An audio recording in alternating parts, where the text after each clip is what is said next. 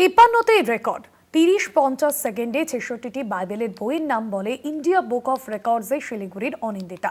দীর্ঘদিনের অনুশীলন, ধৈর্য আর একাগ্রতার ফল এই সাফল্য। তবে এখানেই শেষ নয়, এবার লক্ষ্য 15 সেকেন্ডের মধ্যে 66টি বইয়ের নাম বলা।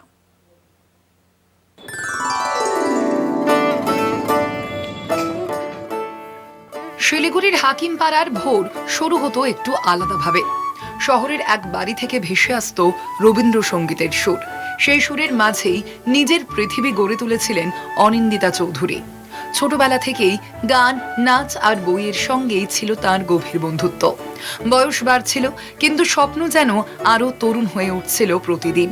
অনেকেই বলতেন, এই বয়সে আর নতুন কি হবে। অনিন্দিতা শুধু হেসে যেতেন, কারণ তিনি জানতেন মানুষের ইচ্ছাশক্তির কাছে বয়স কোনো বাধা নয়। দিনের পর দিন তিনি অনুশীলন করতেন, নিঃশব্দে নিজের সঙ্গে লড়াই করেছেন।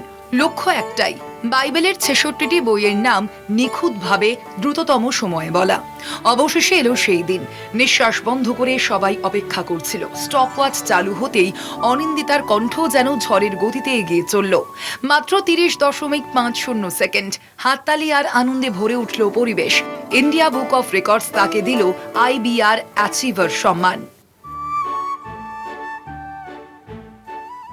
অনিন্দিতা চট্টোপাধ্যায় বলেন, দীর্ঘদিনের অনুশীলন, ধৈর্য আর একাগ্রতার ফল এই সাফল্য। আমি শিখিনি এরকম কোনো শিল্পিনী। সুচিত্রা দি থেকে বর্তমানে স্বাগতা দি, সবাই আমার গুরু। তো রবীন্দ্রনাথ আমার জীবনে সবসময় রক্তে মিশে আছে। তো এই বিশ্বকবি যিনি যেভাবে আজকে আমাদের কাছে, তো এরকমও মনে হয়েছিল যে কিছু তো করি, কিছু তো করি। তাই এটা আমার প্রথম প্রভুকে গ্লোরিফাই করার জন্যই এই কাজটা, কারণ প্রভু যিশুকে নিয়ে আমি অনেক কাজ করছি। যারা খুব দ্রুত হার মানে তাদের উদ্দেশ্যে বলবো, জীবনে হার আসবে কিন্তু জিততে হবে, কারণ হারের পরে জিত আসে। রবীন্দ্রনাথের আমাদের গানেও আছে যে কালোর পরে সাদা আসে, জন্মের পরে মৃত্যু আসে, কিন্তু সেটা সাইকেল হয়। কাজে কিছু হারার বলে কিছু নেই, মানে হারছো মানে তোমার জেতার সময় এসেছে। 53 বছর বয়সে রেকর্ড গড়েছেন শিলিগুড়ির অনিন্দিতা চট্টোপাধ্যায়। এর আগে যে রেকর্ড ছিল 36 সেকেন্ড, সেটিকেও পিছনে ফেলে দিয়েছেন তিনি। কিন্তু সাফল্যের পরেও তার চোখে ছিল নতুন স্বপ্নের আলো। এবার লক্ষ্য 15 সেকেন্ডের মধ্যে 66টি বইয়ের নাম বলা, ওয়ার্ল্ড বুক অফ রেকর্ডসে নিজের নাম তোলা। শিলিগুড়ি থেকে স্বর্ণাব রায়ের রিপোর্ট, কলকাতা টিভি।